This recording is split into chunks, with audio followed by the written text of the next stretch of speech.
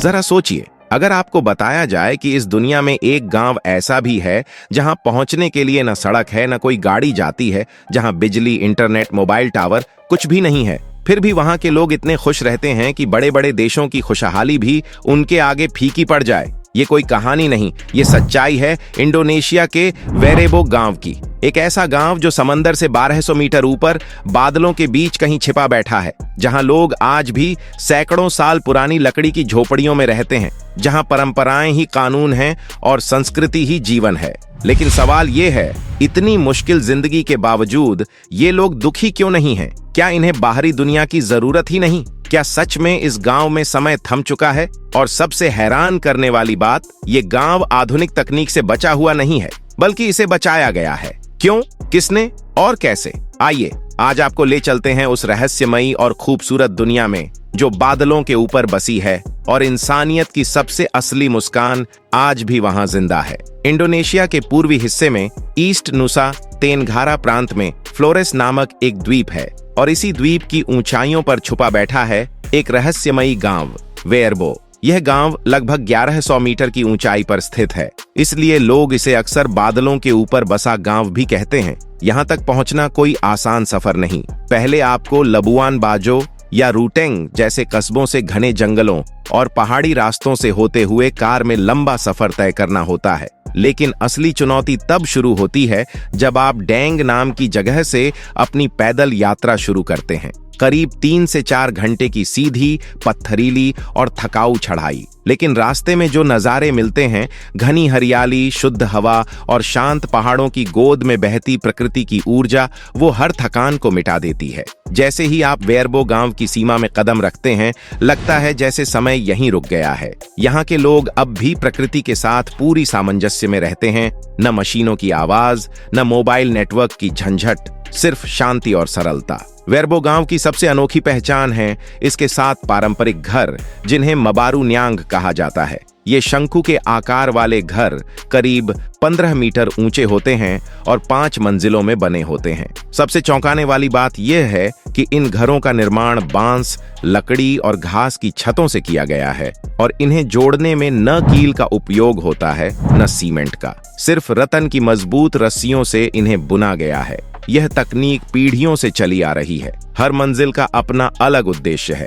निचला हिस्सा पशुओं और लकड़ी रखने के लिए, मध्य तल परिवार के रहने और भोजन बनाने के लिए, और ऊपरी मंजिलें अनाज संग्रह और आध्यात्मिक कार्यों के लिए। सबसे ऊपर का भाग, जिसे हेकांग कोड़े कहा जाता है, पूर्वजों की आत्मा और पूजा के लिए पवित्र स्थान माना जाता है।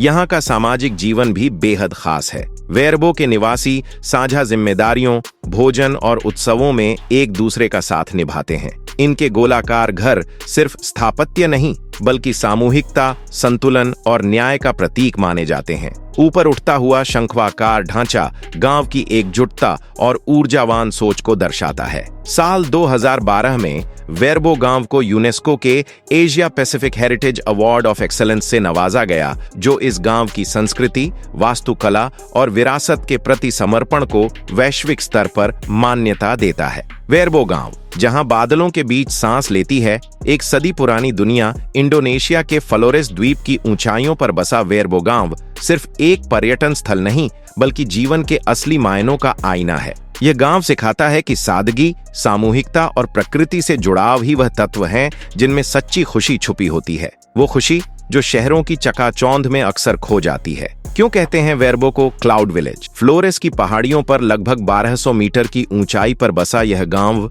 अक्सर बादलों की परतों में लिपटा हुआ नजर आता है। सुबह की धुंध में जब सूरज की किरणें हल्के बादलों को चीरती हैं और पारंपरिक घरों पर पड़ती हैं, तो पूरा गांव किसी काल्पनिक पेंटिंग जैसा प्रतीत होता है। कभी लगता है जैसे घर बादलों में तैर रहे हों, तो कभी ऐसे दृश्य बनते हैं जो आपकी आंखों में बस जाते हैं। इसी वजह से वेरबो न सिर्फ सांस्कृतिक जिज्ञासा रखने वालों के लिए, बल्कि फोटोग्राफर्स, ट्रेकर्स और सोल ट्रैवलर्स के लिए भी किसी सपने जैसा है। यहाँ का हर कोना आपको कुछ ऐसा दिखा जाता है जो आपको फिर कहीं और देखने को शायद ही मिले। विरासत जो आज भी जिंदा है, वेरबो गांव की असली पहचान यहाँ की जीवन शैली, परंपराएं और लोगों के आपसी रिश्तों में बसती है। यहाँ की जनजातीय संस्कृति आज भी उसी आदर्श रूप में जीवित है जैसे सदियों पहले थी। जब कोई आगंतुक गांव में आता है तो सबसे पहले उसे गांव के बुजुर्गों से अनुमति लेनी होती है। यह परंपरा सिर्फ नियम नहीं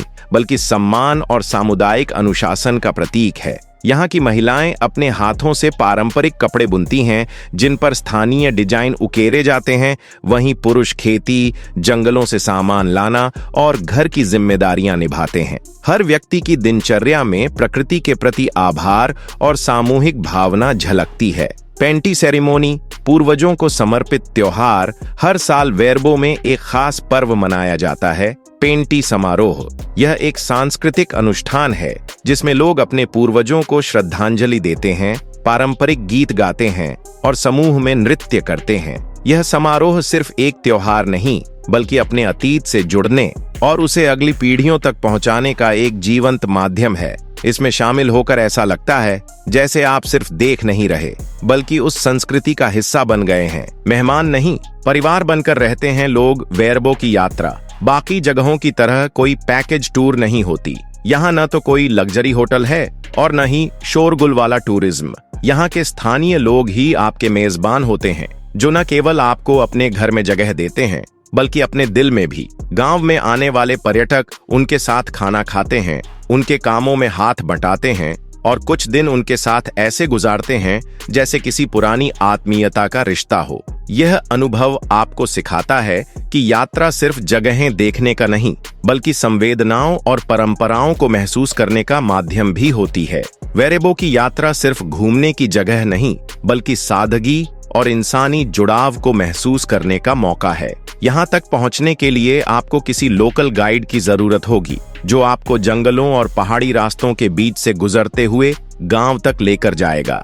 इस ट्रैक पर चलते समय जब जब आप पीछे मुड़कर देखते हैं, हर मोड़ पर जो नज़ारे खुलते हैं वो आपकी सारी थकान छू मंतर कर देते हैं।